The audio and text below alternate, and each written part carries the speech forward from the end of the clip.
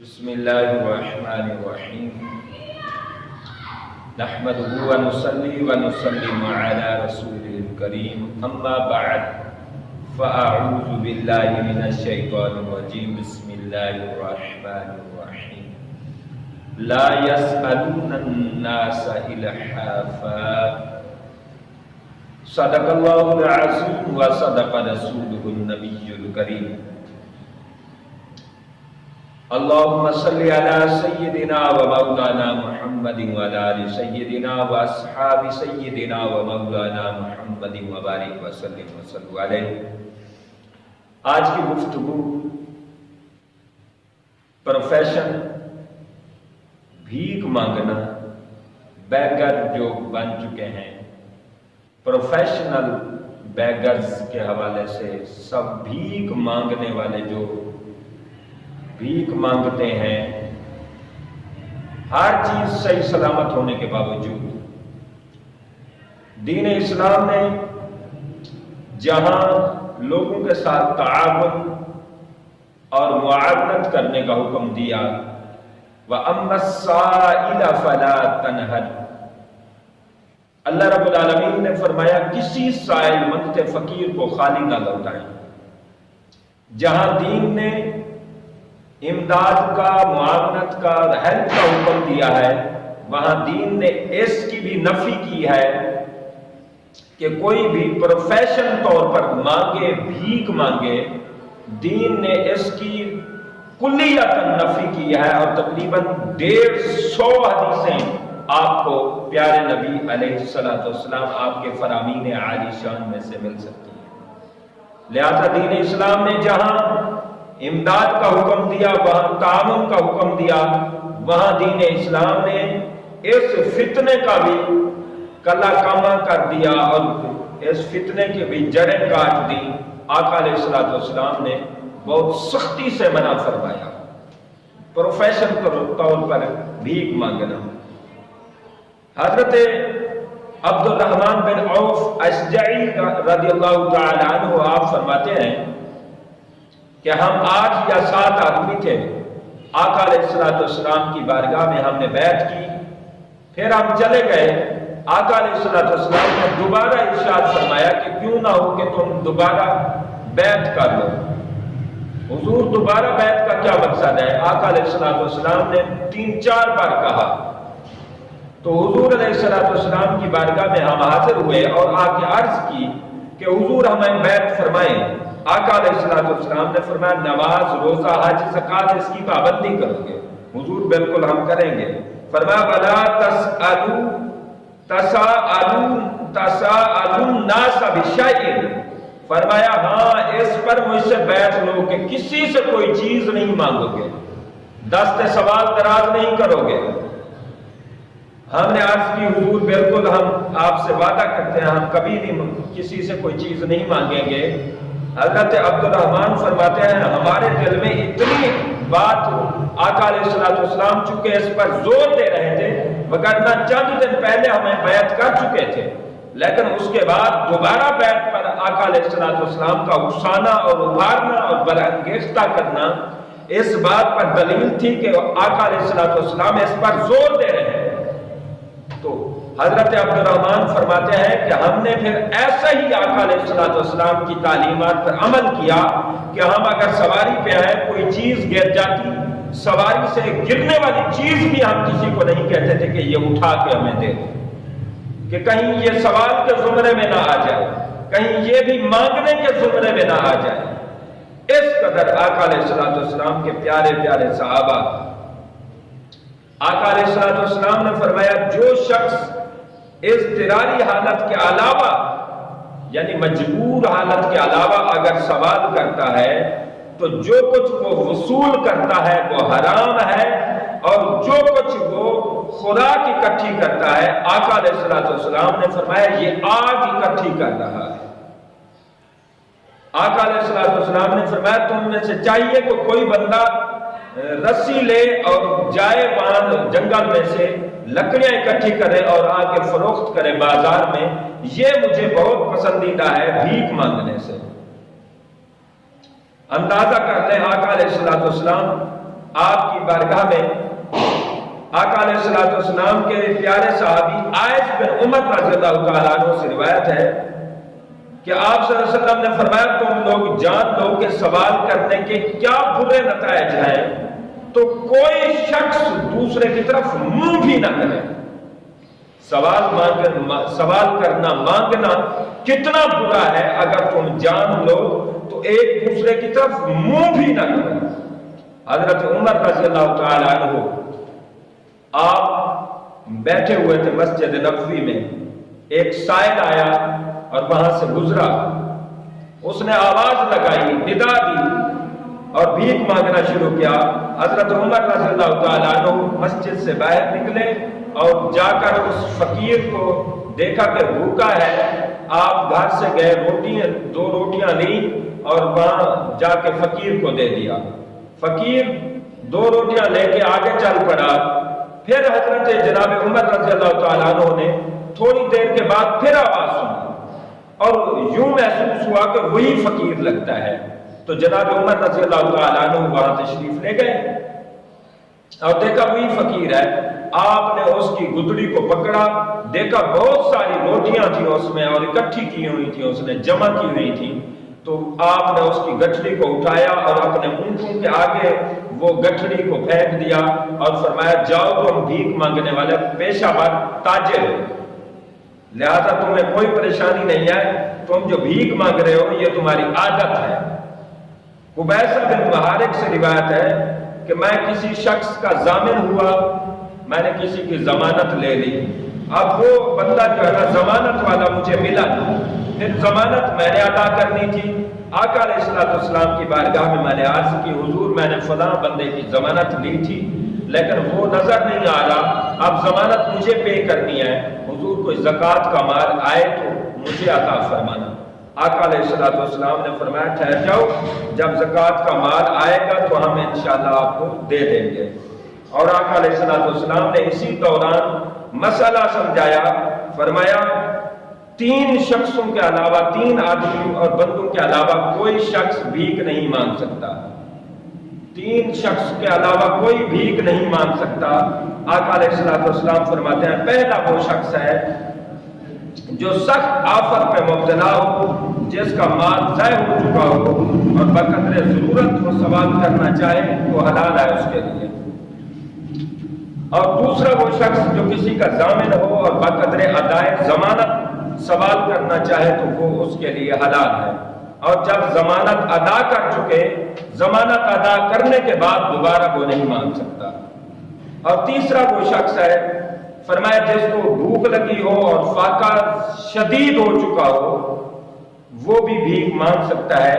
آقا علیہ السلام نے فرمایا ان 3 آدمیوں کے علاوہ کوئی بھی سوال کر نہیں سکتا اور سوال کرنا جائز بھی نہیں ہے۔ حضرت امام جعفر صادق رضی اللہ تعالیٰ عنہ آپ سے سوال کیا گیا، آپ نے فرمایا کہ جو بھیک مانگتا ہے اور احتیاجی کے علاوہ مانگتا ہے، محتاجی اور ضرورت کے علاوہ مانگتا ہے، فرمایا وہ ایسے ہے جیسے شراب پیتا ہے، حرام ہے۔ لہذا یہ آپ دیکھیں علم الاقتصاد میں علماء کرام نے لکھا ہے کہ بھیک مانگنے کے کیا برے اثرات مرتب ہوتے ہیں۔ ایک تو یہ ہوتا ہے کہ قوم کی دولت روز بروز گھٹتی رہتی ہے، کم ہوتی رہتی ہے کیونکہ فقیروں کے پاس جا رہی ہے۔ دوسرا اس کا برا اثر ہوتا ہے کہ دولت کے ساتھ قوت بھی زائد ہو جاتی ہے، اور تیسرا یہ ہے کہ سعی اور محنت اور جد و جہد کرنے کا روز بروز سلسلہ زوال پذیر ہوتا ہے کہ کوئی پھر محنت بھی نہیں کرتا، ہر کوئی کہتا ہے یار یہ مانگ رہا ہے تو میں بھی مانگ لیتا ہوں۔ لہذا محنت کا رواج اور محنت کی جو رسوم ہیں وہ کم ہوتی ہیں۔ اور اسی طرح آقا علیہ السلام نے بزرگوں نے فرمایا کہ پھر جب یہ سلسلہ ہوتا ہے اس کا ایک برا اثر یہ بھی مرتب ہوتا ہے کہ پھر روز بروز مانگنے والے، بھیک مانگنے والے فقیروں کی، فقراء کی تعداد بڑھتی رہتی ہے۔ جب آسانی سے آرام سے کسی کو مل رہا ہے تو محنت کس نے کرنی ہے، کیوں کرنی ہے؟ لہذا وہ تعداد ان بھیک مانگنے والے فقراء کی بڑھتی رہتی ہے۔ اور पांचवा बुजुर्ग फरमाते हैं कि बेहमीयती और बेमुरव्वती और बेहयाई ऐसे जन्म लेती है। आज देखें नौजवान लड़कियां भीख मांग रही होती, तो इसमें कई सारे मुआशरे में खराबियां पैदा होती हैं, फसाद पैदा होते हैं। लिहाजा आका बुजुर्गों ने फरमाया है कि छठी चीज ये है कि इससे जो बुरा असर होता है वो ये होता है कि मुफ्त खोरी रिवाज पा जाती है और आवारगी और बदउतवारी तरक्की कर जाती है। इसलिए कि भीख मांगकर जो आप पैसा लेंगे उसमें आपने कौन सी मेहनत की है, आपने खून पसीना नहीं लगाया, आपके पास मुफ्त पैसे आए हैं, आप जहां मर्जी उड़ाते फिरेंगे। इसलिए कि पैसे की तुम्हें कदर नहीं होगी। पैसा उस बंदे को कदर होती है जो खुद कमाने वाला होता है। आका अलैहिस्सलाम ने फरमाया अल्लाह पर तवक्कल करो, खुदा को भीख मांगने का आला न बनाओ। आप देखें ना, कई बंदे कहते हैं अल्लाह के नाम पे दे दो। आका अलैहिस्सलाम की हदीस से बात सुने। आका अलैहिस्सलाम ने फरमाया कोई बंदा भीख मांगने का अल्लाह को आला न बनाए कि अल्लाह का नाम लूंगा, अल्लाह के रसूल का नाम लूंगा, कुरान का वास्ता दूंगा तो अगला दे देगा। फरमाया ऐसे बंदे पर खुदा की लानत है, फरिश्तों की लानत है, सारी कायनात की लानत है कि खुदा को, खुदा का नाम जो बरकत के लिए है, जो जिक्र फिक्र के लिए है, जो शुक्र के लिए है, जो इबादत के लिए है, अल्लाह के नाम को भी वो इस्तेमाल कर रहा है अपनी रोजी रोटी में, नाजायज काम में और हराम काम में खुदा के नाम को वास्ता दे रहा है। आका अलैहिस्सलाम ने फरमाया ऐसा शख्स मलऊन है, लानती है। और आका अलैहिस्सलाम ने फरमाया ऐसा शख्स खुदा का नाफरमान है, इसलिए कि वो अच्छे कपड़े नहीं पहन सकता, अच्छा खा पी नहीं सकता, लोग फिर एतमाद नहीं करेंगे, लोग फिर कुछ देंगे नहीं, तो उसके पास हर चीज होने के बावजूद वो खा पी नहीं सकता, इसलिए कि लोगों का एतमाद हासिल करना चाहता है, लोगों का सहारा हासिल करना चाहता है। फरमाया अल्लाह की नेमतें होने के बावजूद वो आराम, वो अच्छे कपड़े नहीं पहनता, गोया कि वो रब की नाशुक्री कर रहा है, रब की कुफ्रबाजी कर रहा है। आका अलैहिस्सलाम ने फरमाया 3 हाथ हैं। फरमाया सबसे पहला हाथ और ऊपर आला दर्जे का हाथ अल्लाह का हाथ है, जो तबारकल्लज़ी बियदिहिल मुल्क, और उसके साथ और पास फरमाया देने वाले का हाथ होता है, और उससे नीचे, सबसे नीचे फरमाया लेने वाले का हाथ होता है, और ये जलील हाथ है। और जो देने वाले का हाथ है उसका हाथ गोया के अल्लाह रब्बुल आलमीन की जैसे शान व अज़मत है, अल्लाह के हाथ मुबारक के करीब हो जाता है।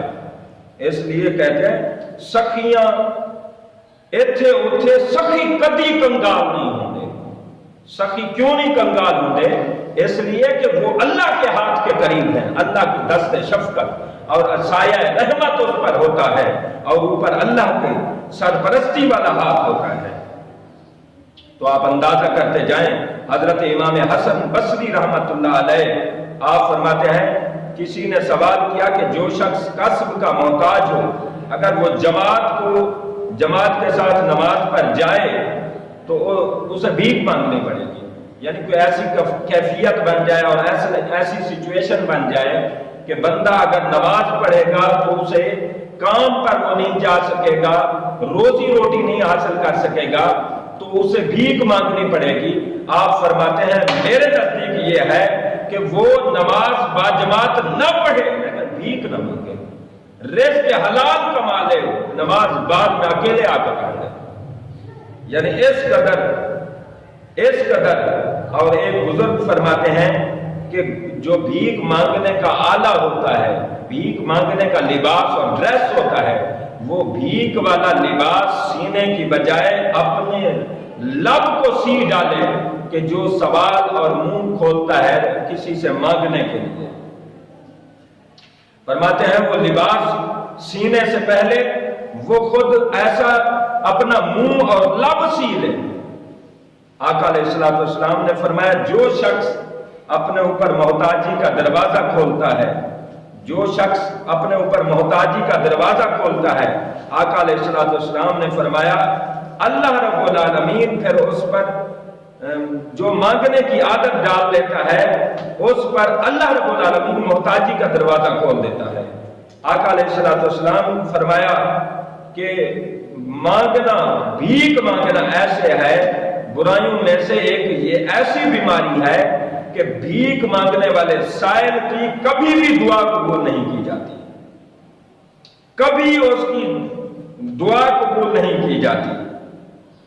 آپ اندازہ کریں، جو اکثر ہم نے دیکھا ہے بھیک مانگنے والے باقاعدہ وہ ایسے ظالم، ایسے جابر بن چکے ہیں، خود انہوں نے گینگ تیار کیے ہوئے ہیں، بچوں کو لے جاتے ہیں اٹھا کر، چوری بچوں کو اٹھا لے جاتے ہیں، پھر ان کے اعضاء کو توڑ دیتے ہیں، ہڈیوں کو توڑ دیتے ہیں اور ان کو ہمیشہ کے لیے معذور بنا کے روڈ پر بٹھا دیتے ہیں اور شام کو ان پہ آ کے دہاڑی اکٹھی کرتے ہیں۔ یہ لعنت ہے، خدا کی قسم، اس سے پاکستان بدنام ہوتا ہے، اس سے دنیا بدنام ہوتی ہے۔ جو تمہیں اللہ کا واسطہ دے، جو رسول کا واسطہ دے، قرآن کا واسطہ دے، تم ایسے شخص کو کبھی بھی یہ نہ دو، کبھی بھی اسے عطا نہ کرو، کبھی بھی خیرات نہ دو، اس لیے کہ وہ جو بددعائیں دیتا ہے دے دے، کچھ بھی نہیں ہونے والا۔ شریعت کے خلاف آپ وہ قدم اٹھا رہے، آپ نہیں اٹھا رہے، انشاءاللہ اللہ آپ کی مدد فرمائے گا۔ کئی ہم نے دیکھا ہے وہمی لوگ ہوتے ہیں، وہ چھوٹی چھوٹی بات پہ انڈر پریشر ہو جاتے ہیں، سرنڈر کر دیتے ہیں اور ان کو بھیک دے دیتے ہیں۔ یار یہ کیسے کیسے واسطے دے رہا ہے؟ بھائی یہ واسطے تمہیں جو دے رہا ہے، یہ واسطے اس کی عادت ہے، یہ اس کی زبان ہے، یہ اس کے تلفظ ہیں، یہ اس کا معافی ضمیر کا اظہار ہے جو ہر روز، ہر وقت، ہر کسی کے سامنے یہ کرتا رہتا ہے۔ اندازہ کریں، آقا علیہ السلام نے فرمایا ایسے بندے کی دعا قبول ہی نہیں ہوتی، تو ہمیں کس چیز سے ڈرنا؟ ہمیں آقا علیہ السلام کا فرمان کافی ہے۔ آج دیکھیں کہاں کہاں سے آج بچے، چھوٹے چھوٹے بچے بھیک مانگ رہے ہیں، اور بچوں کے علاوہ نوجوان عورتیں، نوجوان جو ہیں بچیاں بھیک مانگ رہی ہیں، اور روڈ پر، چوک پر، شاہراہوں پر، اور کس کس انداز سے وہ بھیک مانگ رہی ہوتی ہیں۔ اللہ معاف کرے، ہمیں اس کے خلاف پرزور قدم اٹھانا ہوگا تاکہ اس چیز کا بالکل کلا کما ہو جائے اور یہ جڑ سے چیز نکل جائے، کٹ جائے۔ پیارے دوستو، اگر یہی صورتحال رہی تو ایسے ہی پاکستان اور مسلمان بدنام ہوتے رہیں گے۔ تو پیارے دوستو، آپ اندازہ کریں بھیک مانگنے کی کیا کیا۔ ایک بادشاہ تھا، اس نے ایک بھیکاری عورت سے شادی کر لی۔ اس سے پہلے آپ سنیں، ایک آدمی اونٹ چرا رہا تھا، راستے میں ایک گڑیا نے چارپائی پر سوکھے ٹکڑے روٹی کے ڈالے ہوئے تھے خشک کرنے، سکھانے کے لیے۔ بھیک مانگتی تھی اور وہاں جو ہے نا اپنے چارپائی پہ ٹکڑے خشک کرتی تھی۔ تو آدمی کا اونٹ وہاں سے گزرا تو اونٹ نے منہ مارا، وہ ٹکڑے کھا لیے۔ بی بی نے جا کے قاضی کو یہ شکایت کی، اونٹ والا بندہ رونے لگ پڑا۔ اس سے پوچھا گیا کہ تو کیوں روتا ہے؟ اس نے کہا میں اس لیے روتا ہوں کہ میرے اونٹ نے یہ خیراتی اور فقراء کے ٹکڑے کھا لیے ہیں، اب یہ کسی کام کا نہیں، اب یہ بھی محنت نہیں کرے گا، اس پر برا اثر پڑے گا۔ تو پیارے، انسان، اونٹ تو اونٹ رہے، انسان تو انسان رہے، اونٹ پر بھی اثر ہو سکتا ہے۔ اس لیے جناب عمر فاروق رضی اللہ تعالیٰ عنہ نے جو غربت کے آثار اور علامات اور اقوال آپ نے لکھے ہیں، اس میں یہ لکھا ہے کہ فقراء سے جو ٹکڑے خریدتا ہے وہ جلد خرید ہو جاتا ہے۔